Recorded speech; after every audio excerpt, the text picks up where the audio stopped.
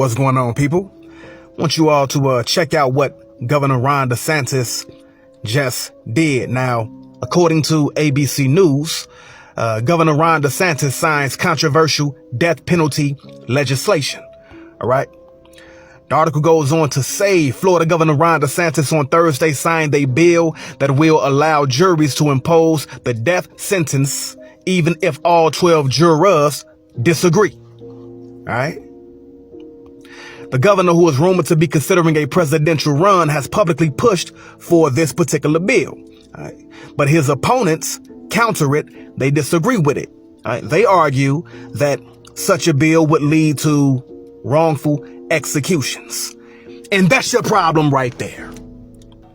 That's your problem. Okay?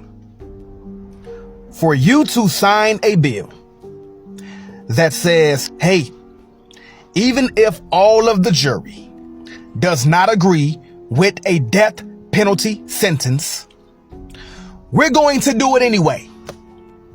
That is totally insane. It's crazy. To me. It might not be to y'all, but to me, that's crazy.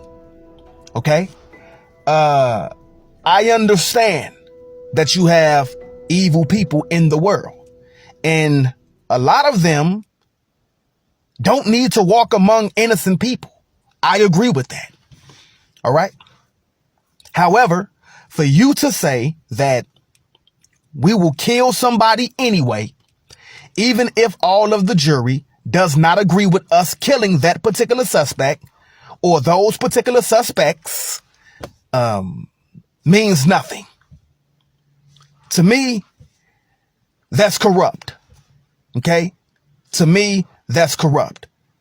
See, I know some of you all out there would like to believe that America has always been right when it comes to its executions and when it comes to its locking people up, which is totally crazy to believe that, because if you look at my previous video, I go over an entire study about how many people are wrongfully convicted in the United States of America.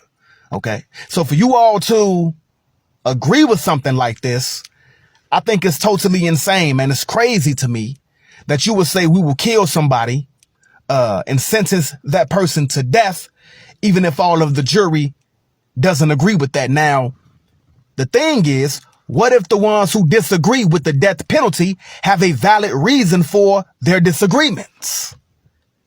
What if they have a valid reason for that? What if the case hasn't been proved beyond a reasonable doubt? Him or her believe. Okay. What if they are not convinced that the person is guilty of the crime? All right. What if they just simply don't believe in death, giving people death? They believe that should be in the hands of God, etc. But you say, the hell with that. We're going to kill him anyway. That's corrupt. Now, for those who believe that America has always been right when it comes to executing people and locking people up, let's stroll on over to voanews.com.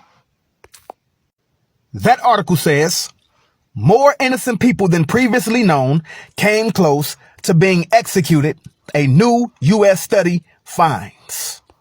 All right. The article goes on to say for every 8 people executed in the United States of America since the 1970s, one person has been wrongfully convicted and later exonerated, underscoring the risk of innocent people suffering the ultimate punishment, which is death. All right. The article goes on to say in a new report, the Death Penalty Information Center said its examination of every death sentence handed down since 1973, more than 9,600 in all, revealed that 185 death row inmates have been exonerated after being wrongfully convicted, 11 more than previously known. There have been 1,532 executions in the United States since 1976. That's your problem right there. The potential to execute people who did not do the crime. Okay? And for America to not care about that, that says a lot. for a governor or somebody in political power to not care about the possibility of a death row inmate being innocent, that says a lot about that person's mentality. Okay? To me, it's corrupt and it's evil, and such a person should not be in power. Okay? Because in order to be in power, you have to be fair. You need to have the mentality to be able to govern in a righteous way. Okay? In a fair way. All right? You can't just say it's my way or the highway. But what do I know, right?